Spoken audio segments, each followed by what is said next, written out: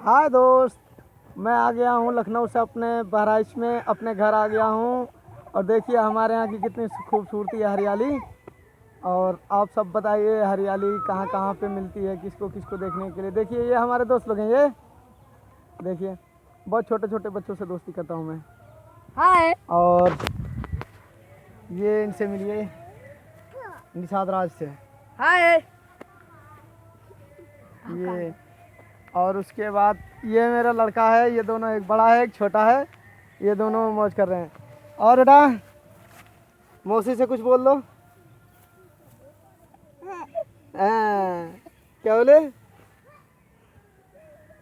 हाँ तो कैसे कौन कौन लोग दोस्त हमारे देखे हैं हमारे बेटे को, और बताइए हमारा बेटा कैसा है।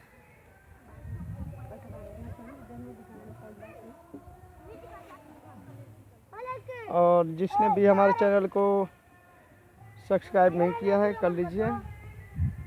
और बाकी डांस वाला वीडियो मैं बनाता हूँ।